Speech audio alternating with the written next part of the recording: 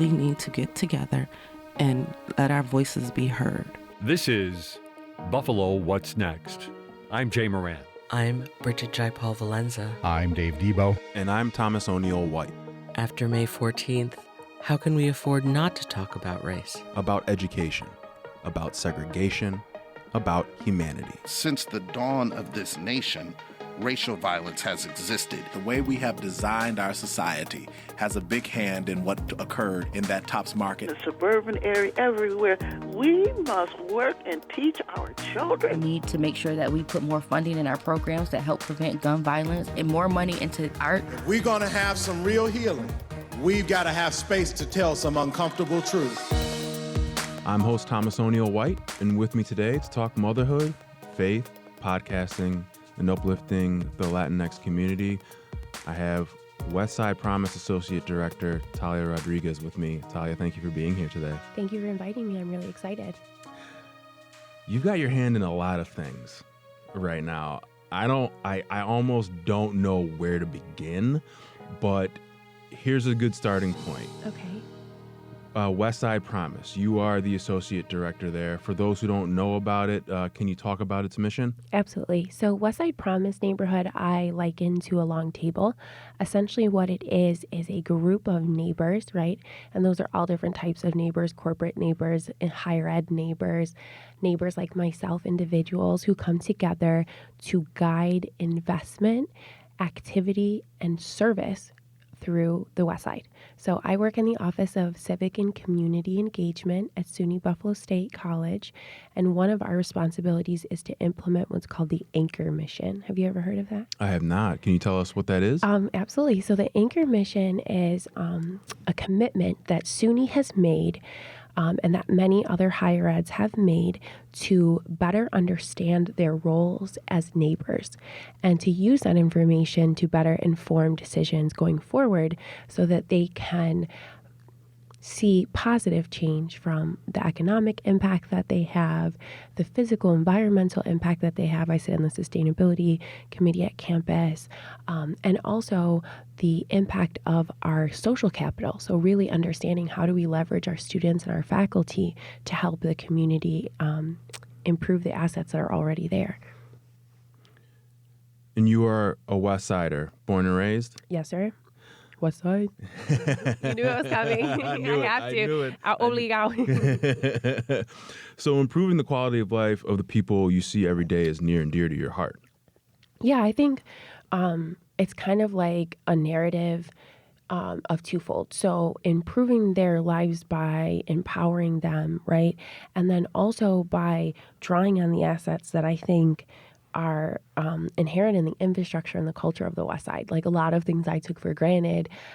For example, I think one of the most wonderful, like beautiful things about Buffalo, which like reminds me of like a bigger city because my dad's from New York City, is like the fountains, like where all the water comes out. Do you know what I'm talking about at Ralph Wilson? Mm-hmm. There are so many cities where that would be a huge attraction.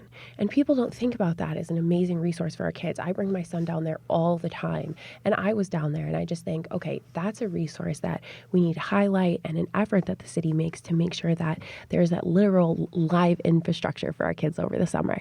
Are there any highlights like the fountain at Ralph Wilson Park that you see as, hey, we should be talking about this more, we should be highlighting this more throughout the city? Yeah, I'm a super big dork, so you're going to hear it from me. Everyone who's listening, I was at the School of Architecture and Planning for a semester, like park infrastructure and investment, and also landscaping. Right? Like we have beautiful, beautiful parks. So really excited about that. Big up to Deja and Ralph Wilson and everything they've been doing to improve the asset that was already there. But again, I think of, smaller cities, maybe places with less resource and how they might envy or how people come here and they love our parks. Those are things that I'm really proud of in the West Side. Needs of West Side residents. I said needs. You said something else. I said opportunities. Opportunities. Opportunities. In the aftermath of 514, the spotlight has been on problems facing Buffalo's east side. Are the opportunities facing West Side residents similar, different? What are you seeing? In a way, I think that we divide the West Side and the East Side in our minds, and it's divided from an infrastructure perspective, right? But from a human populace perspective, it's not divided. So what we have is West Side schools that have many East Side children in them, and that's an asset and a wonderful thing. So I think what we need to do is really look at where the nexus of activity is for our communities, right? And where we all meet, where it's all common ground, like school, for example, invest more resources in those places so that we can heal together. I have neighbors that are coming from genocide. I have neighbors that are coming from extreme violence, from refugee camps, gender-based violence. They've been raped. And those are real things that my neighbors carry with them. Those things are their lived experience. But one of the things that I think all of us need to do together to heal, right? No matter where that source of trauma comes from, is to be able to identify it, right? And share it with people so that we can seek the resources that we need. When you say nexus, you mentioned schools. Is that also like parks? Is that community centers? Is that, Boys and Girls Clubs. Boys and Girls Clubs. Well, you said community centers. Yeah, Sorry, I'm talking over you. Other places too, and I think like we're going to go in this direction, are like places of food and places of commerce. So Broadway Market, Grant Street, those places where we come together, but also in those places we're exchanging cultures, right? And like I'm obsessed with East Side restaurant culture because, no, honestly, because everyone's like, oh, all the food is in the West Side. I'm like, no, there have to be amazing restaurants in the East Side. So I think part of it is making a concerted effort to just say, I want to learn more about other parts of the city or other communities that I don't know about. You also have a column in the Latino Village newsletter. You didn't tell me you were going to ask me about that. I'm sorry. Okay.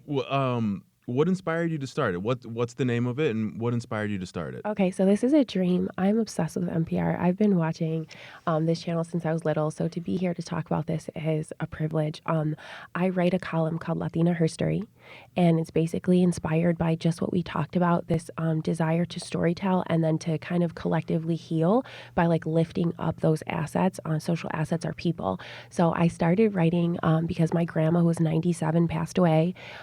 She marched with Martin Luther King, and she was born without the right to vote because women in Puerto Rico weren't given the right to vote until the 30s. She was actually 13 before women were given the right to vote. So she saw suffragists protest in Puerto Rico. She came to the United States and protest. And when she passed away, it was the middle of COVID. And I just felt so isolated. I was in my home and I was so used to be a community organizer and to be surrounded by dynamic people. So as I saw the generation before me and the generation behind me kind of not understanding each other, or maybe lacking this shared ability to kind of communicate or storytell, because I say in the column, Latinas are so busy. Like, we do not have time. Women of color, we do not have time. Like, time is our number one asset. So being able to write in print is really cool. And the importance to highlight these individuals. Who are you speaking to? Who are you speaking with? Okay, I love this question. So just to kind of clarify too, so the column is carried in the Buffalo Latino Village. It's also carried in Panorama Hispano News, La Última Hora, and CNY Latino, and CNYLatinoNewspaper.com. And that's in Binghamton, Albany, Syracuse. So who I try to talk to when I write, right, is like my inner child. I know that sounds so cliche, but also like women who don't have digital access. Right? Like women who have limited digital access, or women who are socially or geographically isolated, because I think those papers, right, our identity-specific papers, often travel to the places where those women are. So like my dream is always writing for like a little girl on a farm. Do you have a personal favorite interview or a highlight from that? This is a very good question. I would say actually, it's so hard. It really, really is so hard. So can I answer that categorically? Sure. Okay, so I love to interview women of faith. Like, I love it because I think it's just so interesting. I also love to interview student advocates because they have so much life. I don't know that I have a favorite interview, but I've written for 3 years every month. So I don't know how many that is. Wow. But I am working on an ebook. It's just been a privilege. It really has. Thank you for asking. You're welcome. You're listening to Buffalo What's Next. I'm Thomas O'Neill White here with Westside Promise Associate Director, Dr. Talia Rodriguez. I can call you doctor, right? You may. You highlight Latinx people through print, but also on the airwaves with a podcast. Yeah, so I have a privilege of being able to be on XM Radio. I have a radio show on 716 Live, and I deliberately interview Black and brown business people. Why? Because the conversations need to be had. We have so much energy of division sometimes, and sometimes that energy is coming outwardly. So I like to try to create neutral platforms where people feel comfortable and their culture can be affirmed. So culturally affirming media spaces. I'm coining that here. I like it. What's the approach like with a podcast in comparison to the articles you write in Latino Village? Absolutely. So in the podcast, I want to hear your voice. I want to hear like the emotion in your voice when you're talking about your first product, like that first thing that you sold or like your first sale, because it's so much different than when you hear someone's narrative in print. So I think it also gives people the ability to talk about where they're from. I've had Jamaicans, I've had Dominicanos, I've had people from all across the Caribbean. I've had Black Americans from the East Side. And like, it's an amazing thing to be able to let them talk about how those places informed them being a business people. A business person, sorry. So it's a business-oriented podcast then? Yes, sir. And you touched on it just a bit, talking about faith. You are very much guided by your faith. Did that come at an early age? Yeah, so I would say I'm half Pentecostal. My mom is like this Irish hippie, and my dad is Puerto Rican, and he comes from a very socially conservative family. I don't know if anybody knows God in Spanish. I always say he's a different guy. Dios. But yeah, it did come very early because I struggled with my self-confidence. And I think that I got the message from church and the Bible that I was created perfectly in God's eyes. And I really had to hold on to that because I felt very insecure as a young person. How do you feel now? More informed. As a mother, right? I feel very blessed. But I think as a Christian, I like to pray in public. Like I like to have people see me pray with my son because I think it encourages them. And also, like in the West Side, we have people who have so many different faiths. So it's like, you got to talk about something because everybody's got their thing, right? Who are some of your influences? Who were some of your influences Should growing up? Should I say you? Oh, wait, no. In the media? Okay, go ahead. Who are some of your influences growing up, and who are your influences now? I would say as a media person or as a journalist, as a political scientist, Barbara Walters. Why is that? Their posture, the male's posture when they were talking to Barbara Walters, I was like, oh.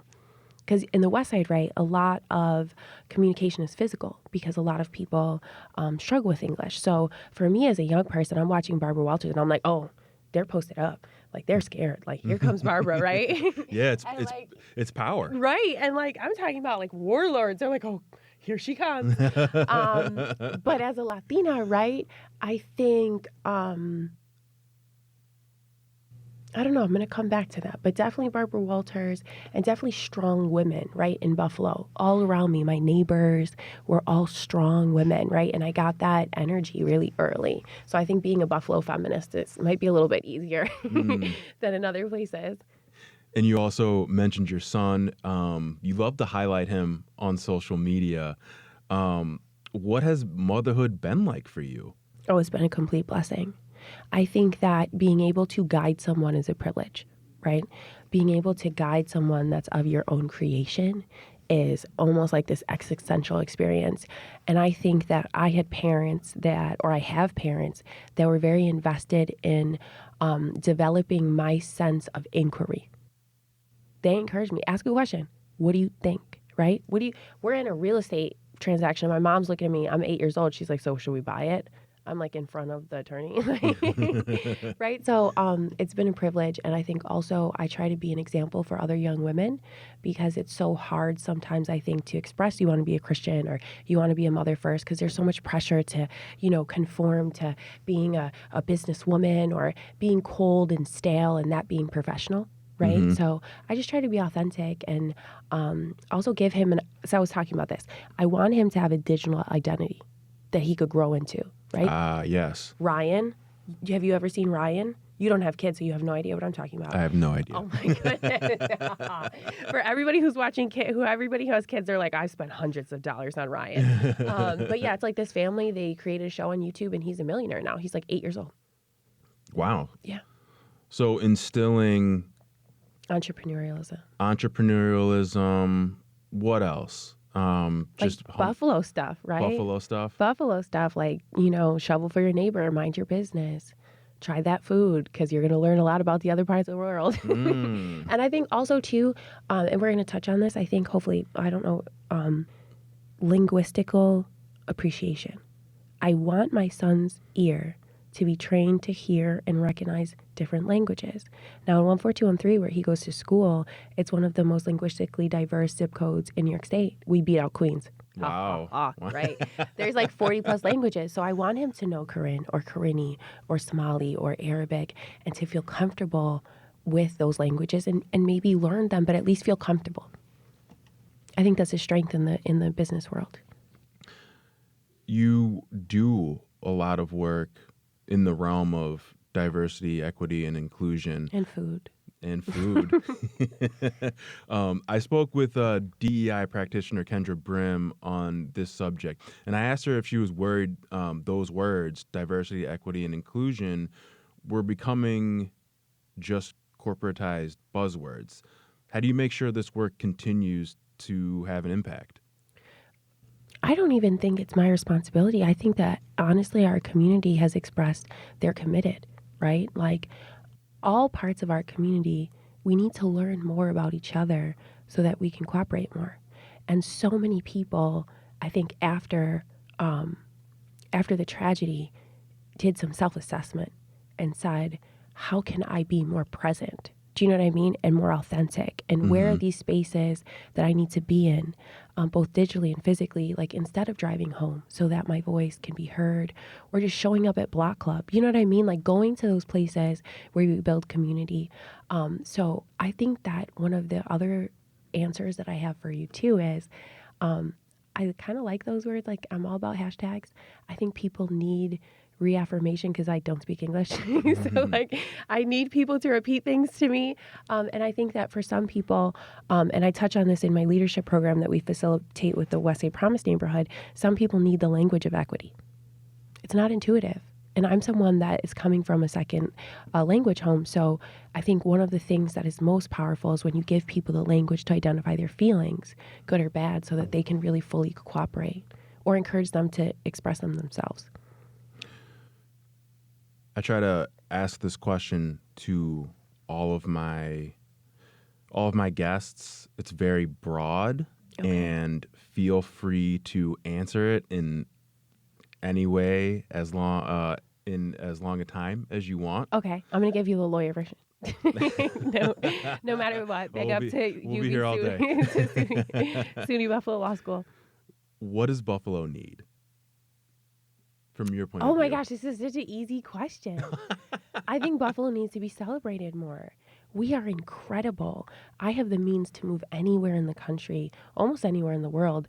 My family's lived in the West Side for over 100 years. I have a very place-based identity, but it's because this is a good place, right? It's a dynamic place. It's a place where innovation happens, where, just mucha energía, right? So like for me, which is a lot of energy, for me, I think Buffalo just needs to be celebrated more. And I think it needs more spaces like this where like people can come and say, hey, I want to ask you a couple quick questions instead of wondering, right? And then being able to share that across so many communities. I was listening to some of your episodes and some of the other episodes that people have done. And, this series that you've created, this space, this conversation is incredible. Oh, well, we definitely appreciate that. With celebrating Buffalo, is it that we, as the community in Buffalo, need to celebrate ourselves more? Do we need people outside of the region to recognize us? I think all of the above. I think sometimes people don't realize how large of an economic effect Buffalo has on other people outside of Buffalo. right? Like my mother's family is Sicilian and Irish. My Irish family's from North Collins, and they're rural people, right? So I always think about our almost like economic, social, like what do you call it when you drop something in the water and it ripples? Oh, the ripple. Effect. Right. Ripple effect. Exacto. So I think for me, part of it is bringing those people in and saying we're one community, right? Like you come here, this is your nexus of business. This may be your nexus of shopping, of higher ed, whatever. And like you're part of our community, but like how do we welcome you, right? And then also how do we communicate our strengths outside of Buffalo? Like, I don't know how many people want to hear me talk about Frank Lloyd Wright and landscape architecture, but I'm ready. And also, you know, the amazing systems that have been built around the parks and Katie and Ralph Wilson and all the advocates, for example. You know, those stories are told in very specific places, but people don't really understand how parks and public places that, you know, our city invests in are really places where agents of social change go. You're listening to Buffalo What's Next. Thomas O'Neill White here, talking podcasting, DEI, motherhood, faith, and more with Westside Promise Associate Director Dr. Talia Rodriguez. Talia, I want to thank you for being here today. Don't even say that. I'm elated. I'm obsessed with NPR. It's an absolute privilege. And I was reading, I think what it's called, The Current, about the diversity of staff. So I just want to say how incredible your contribution is and how excited I am to be interviewed by you. Thank you so much. Watch the WNED PBS original production, The Adirondacks. We've come closer here to a working balance between the natural world and the human world than just about any place on Earth. The Adirondacks, now streaming on YouTube and the PBS video app. This is Buffalo What's Next, where we have conversations with the community about moving forward. To have your voice heard, press the Talk to Us button on the WBFO app, and we'll work to get your questions and comments on the air. Join us on Twitter @WBFO or email us at news@WBFO.org. Together, we'll have the conversations that are needed. This is WBFO, your NPR station.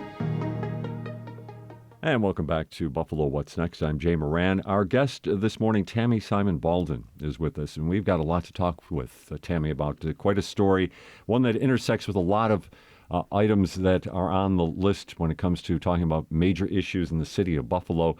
Tammy is a professional. She's in tech, and we obviously, when it comes to first women in tech, there's a shortage. You go down a little bit further when it comes to women of color in tech, it's even smaller. And then here in the city of Buffalo, it's even smaller. Plus, Tammy has a personal story of grief that we want to get into here as well, something that I think a lot of folks will find enlightening as well. We'll get into that. But Tammy, first, thanks for joining us. Thank you for having me. It's a pleasure, and it's a pleasure to get to know you and your story, because it is a remarkable story that, as I just mentioned in the open, it takes us in a lot of different directions. And let's just talk about professionally, first and foremost, and your work with Kubrick. Yes. Tell me, what is Kubrick?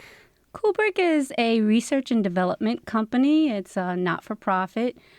Started back in 1983, came out of CalSpan and UB.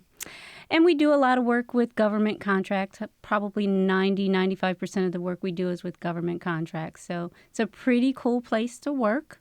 We're a smaller company, you know, but we do a lot of innovative work. Advanced through technology is our tagline. So, yeah. You got that wind tunnel out there, right? We do. We have a massive wind tunnel in the back of our facility, which is right across the street from the Buffalo International Airport on Genesee Street. There's some actual construction going on back there right now. They're making that building even more advanced. So, yeah, more to come in that area. We got clients coming in there with some consistency. Yeah. You can only tell me so much. Yes. Okay. Okay. But it's interesting. How did you find your way into this aspect of the working world? Well, back in 1999, I worked for CalSpan. And so I knew about Kubrick from that, working for Calspan. I worked for Calspan for about 8 years total. I was there for 3, then I left for a few and then went back. And I worked with a government contract for NHTSA, which is the National Highway Safety Transportation Administration. Did work on that contract for the entire time that I was there. Very, very interesting work. Helps to laws and things of that nature came out of that work. And still that work still goes on. Not so much, with Calspan, but, the government still does the research, accident research and things of that nature. So, Tammy, we've got you here for about 35 minutes, so we're going to out a lot of elements of your background here. But you're in tech. You're at like the high end of tech right now. You came out of performing arts in the city of Buffalo. So that wasn't necessarily the trajectory that you were on. No, it wasn't. I am a proud alumni of Buffalo Performing Arts from class of 1990. You outed that, not me. I'm very proud that this is my, I'll be 50 in just a couple weeks. I'm proud to say that, yeah. I was proud about that 11 years ago myself. Yeah. It's a blessing to live that long. But yeah, I performing arts really gave me the ability to kind of come out of a shell. And I still sort of prefer to be in the background, but it gave me, the confidence to speak, and that was important for me. So now the work that I do a little bit of everything as a project administrator at Kubrick.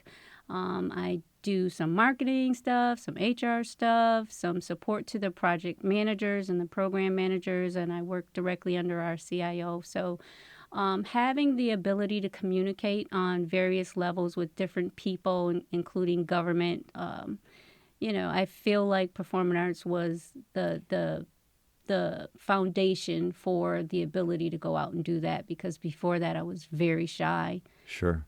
At the same time, though, it is interesting to say, okay, here are the arts, and we've got people singing and painting and dancing and all that. And now here you are working with all, and maybe you're not necessarily engineering these projects, but you have to have an understanding of it. And I'm just, again, back to it. How did that all kind of merge together for you? And I guess the other question is, how well has it merged for you? Is it something that you found yourself having an understanding of, or did you really have to apply yourself in a certain way to catch up?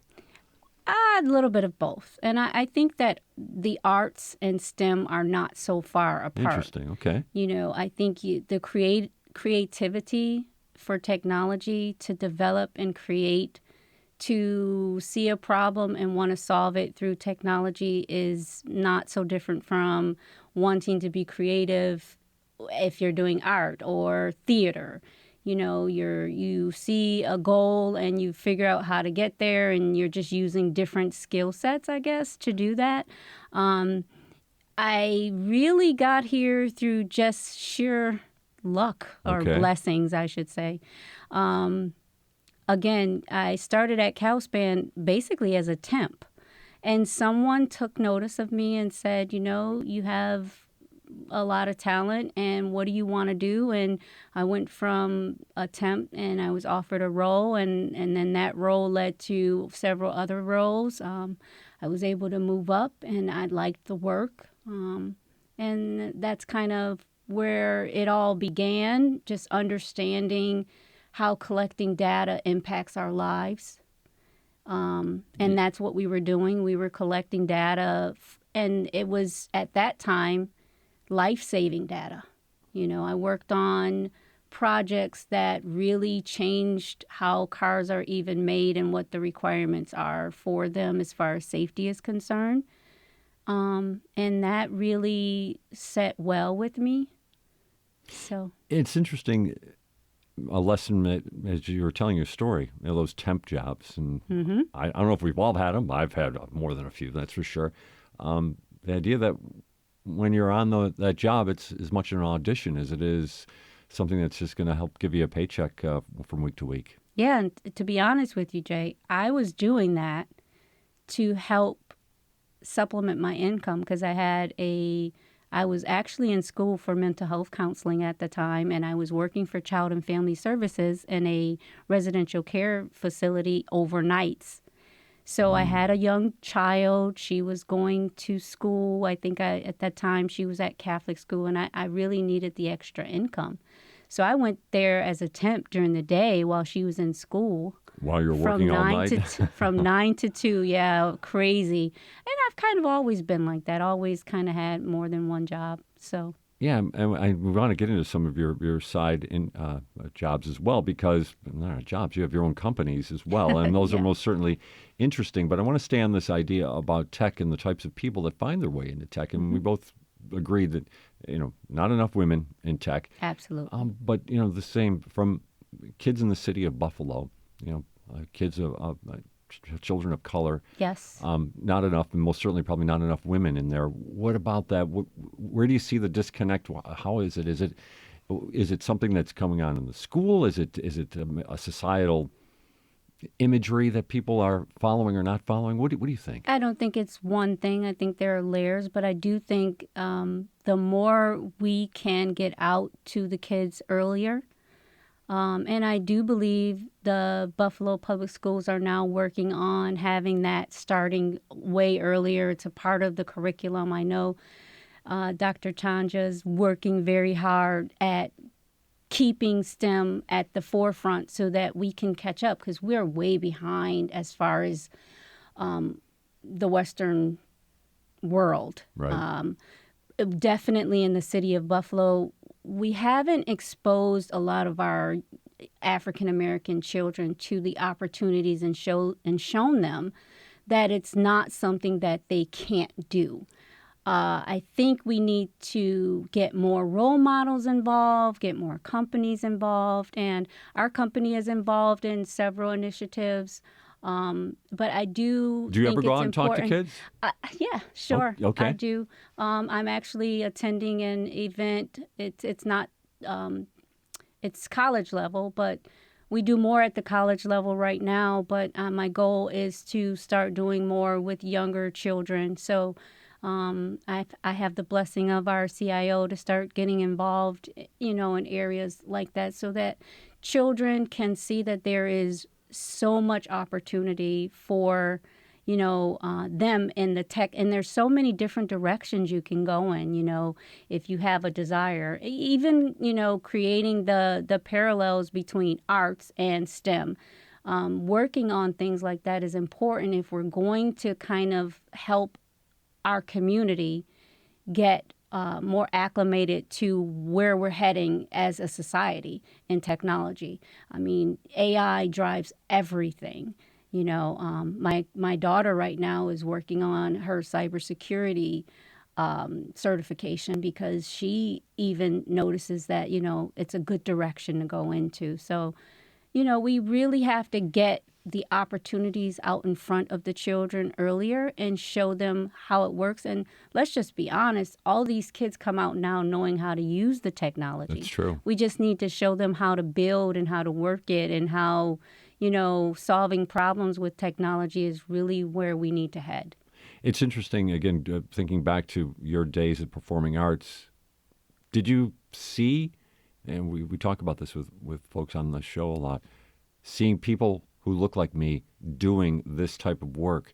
What about for you? Did you have role models in that regard, or you were just following your own path and you knew you had to work hard? What was the thought there? What do you, as you reflect back? Do you mean, did I see people like me in technology at the time? Yeah. I mean, it was 30 years ago, but No. Yeah.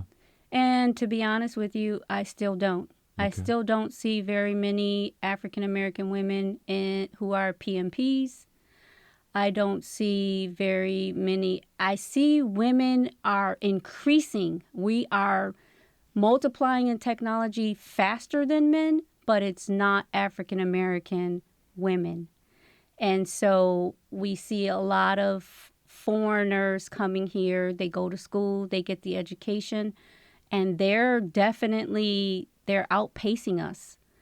And that's like other things, it's a sad reality that, it's up to us to start working to change that.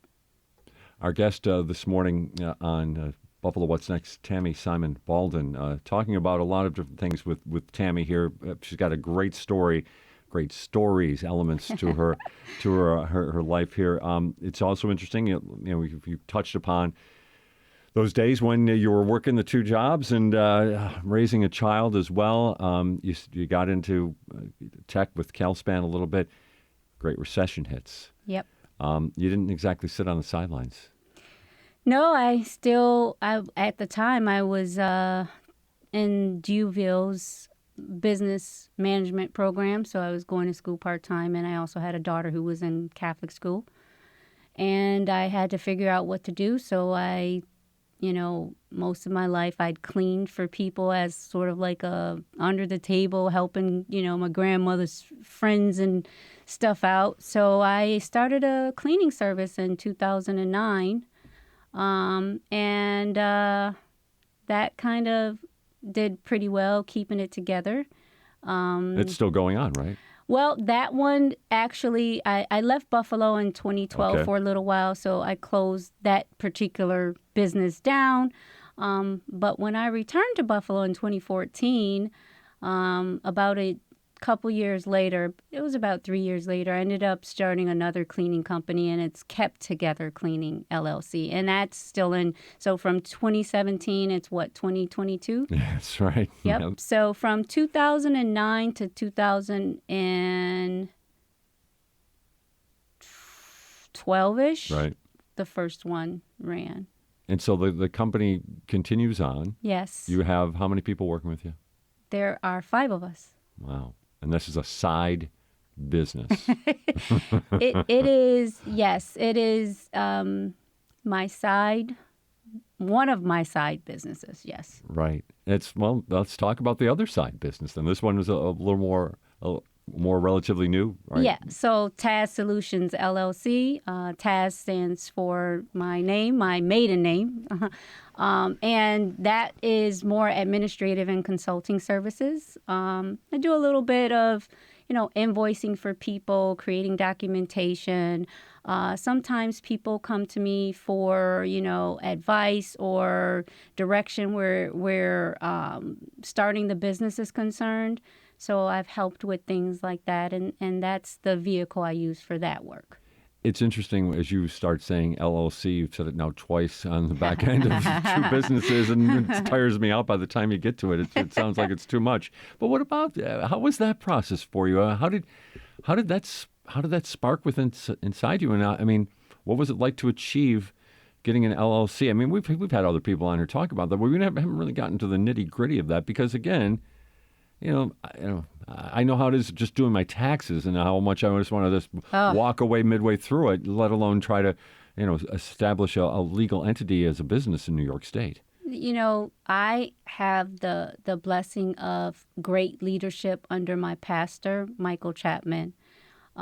He's the pastor, the leader of St. John Baptist Church down 184 Goodell Street. He has encouraged a lot of youth and young adults to take the path of an LLC. He's encouraged us to become business owners. And with that encouragement, he provided, some names and some context. So I got in touch with an attorney, and I told him what I wanted to do, and I worked with him, and he helped me establish the LLC. He continues to provide, support when I need it as far as, there are things you have to do annually or biannually to keep that going. I also have a great accountant who does that work. It's really about keeping the connections with the people who are going to help you because you cannot do it all by yourself. There's a lesson right there, right? Absolutely. Because I think it's the approach most people have, right? That they're going to have to do it themselves to get this all going. But you're saying, you've got to generate the energy, but... The energy, the effort, the drive, the intent, all of that has to come from you. But it really does... You're not going to have the expertise in everything, and like any other team... If you're not a one person does it all type of company, you're going to need to get the right people around you.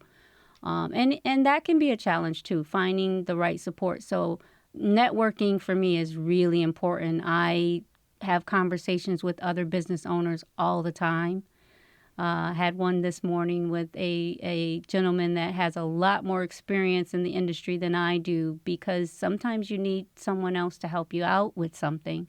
So I believe there's enough food for all of us to eat, and I foster it takes a village type of mentality instead of something where we're all cramming against one another.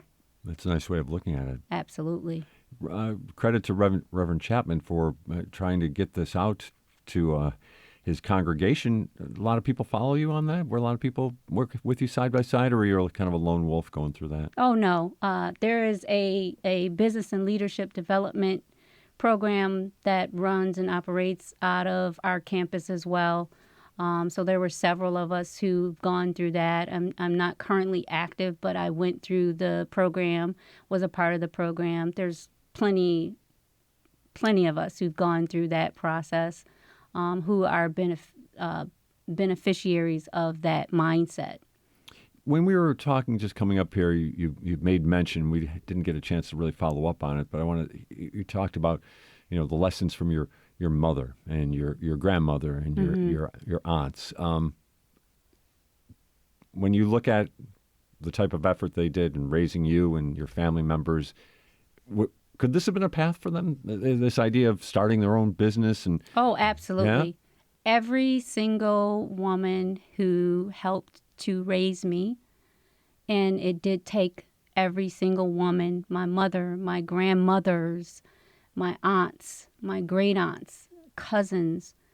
I can look at each of them right now and tell you the business they could manage if they wanted to. My mom is a great cook. She's also a great, she does crocheting. She's made all types of things. She's also great with books and accounting stuff.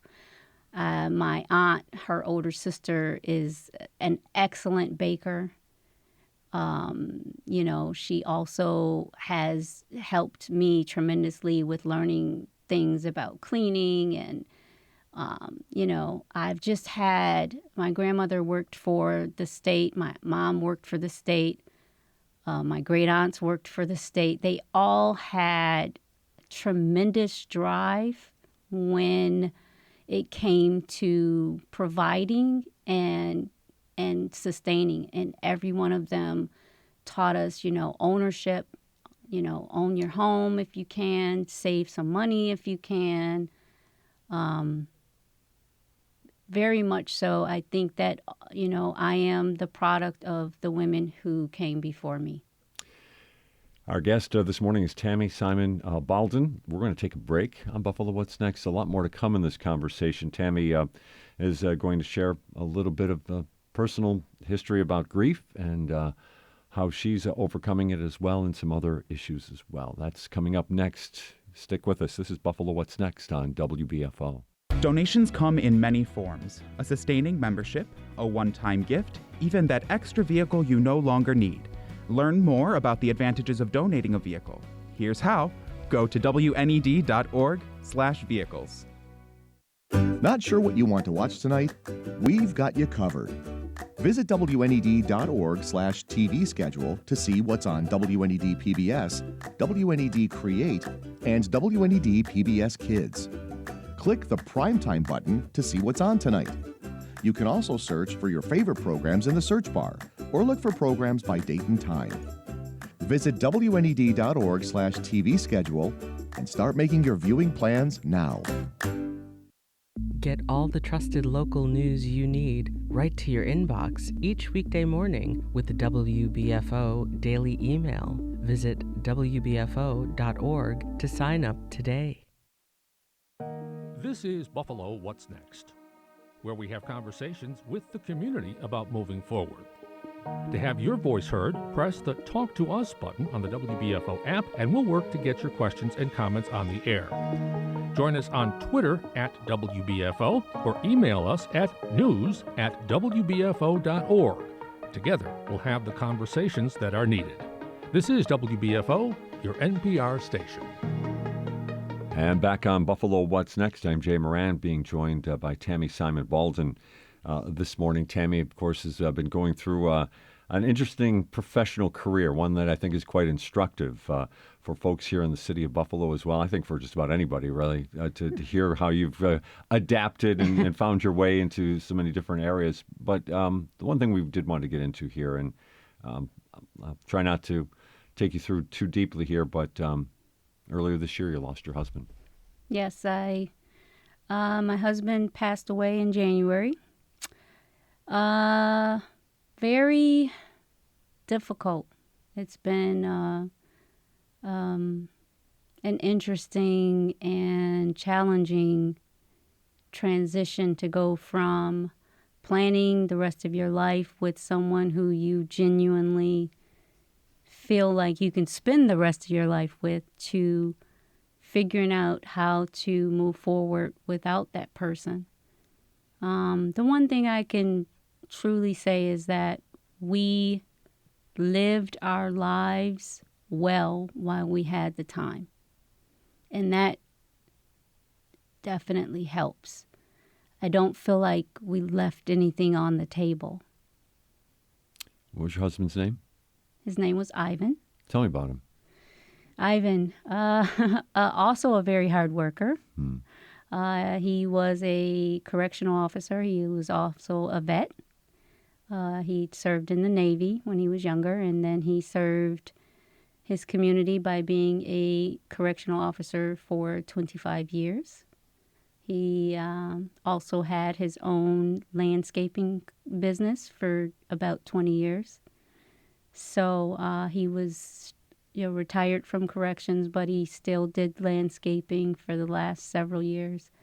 So, yeah, very hard worker, great dad, loved his children. His children were the apple of his eye. Really family-oriented man. And I was blessed to meet him on a blind date. So that's another success story. So friends of ours who knew each other kind of said, hey, you two might be a good date, and I told them, and I tell people all the time, I feel like we were still dating 7 years later. Oh, that's nice. His passing, was it sudden or? Yeah, unfortunately, COVID and prostate cancer, the combination of the two. I know that you have a lot to, when you mentioned COVID, that you have a lot to talk about in terms of the pandemic, some thoughts about how that has weighed on yourself and on your community as well. What do you have to say? I really feel like the pandemic forced the world to slow down and look at what was really important. I know it did for us, and we'd planned to get married in 2020. And a lot of people were like, but it's the pandemic. Are you still going to do it? And we pivoted from our original plan and said that we can't let the world and what's happening outside dictate what we feel is, we have to keep living, so to speak, until we can't anymore. And so I actually got married during the pandemic, got married in 2020, and within 2 years, I'm now a widow. So this last few years has been a very challenging time, but it's also, there's a story here. There's something I'm supposed to do, and this last 3 years is part of the journey. How do you cope? Family, prayer, faith. I tell everybody, if it wasn't for faith, I don't know what I would do. And even that, I've usually that's enough. I come from a family of strong, resilient women who are used to just pushing through and, you just keep going, and it knocked me down. I've struggled some, to be honest, and I think being transparent about that for myself, first of all, and saying I need help, saying, I'm praying and I'm reading my Bible, and that's not quite getting me to where I am feeling like I'm totally okay and having to reach out and get help from, family, friends, the medical industry. You have to do what makes sense for you to keep going. Interesting to hear the way you're talking right there, because since May 14th, we most certainly have heard about the need for mental health experts and counseling. Mm-hmm. How about for you? Like you said, you've got to do it your own way. Which have you taken professional paths as well? Have you Absolutely. Yeah. I absolutely. I see someone so that I can talk through the process, the grief. You don't go through something like this without it impacting every area of your life. It's just not possible. And the challenge is not to suck the life out of the people around you because you feel so overwhelmed and sad and angry, and you go through all of these emotions, and you know that it's not just you feeling those things. Everybody's feeling those things, in their own way. So I knew, myself being someone who was a counselor, the value of having someone to talk through these things with. So yes, I see someone who helps me kind of just get through it. You really have to feel your feelings. I know. Okay. I have a friend, and she's my one of my best friends, and she always says it's okay to feel your feelings. And she's absolutely right. You have to, if you stuff them, they could come back later and cause more problems, or people try to medicate or, do all kinds of things that can be unhealthy. Just accepting them, and then, she gives me tools to use to help me through them. I enjoy spending time with my family. I enjoy traveling. I enjoy a good movie. I like to write. I'm working on that right now, writing. Sometimes I go back to the one little devotional I've already written one. So I read that again and remember what I was going through then. And I've always come out on the other side, and I feel like the lesson my husband taught me was to live every day as if it's my last day. Give everybody the attention that I can without sacrificing the attention that I need for myself. These sessions that you have with this professional, how do you, it's been less than a year, so this is still obviously very fresh.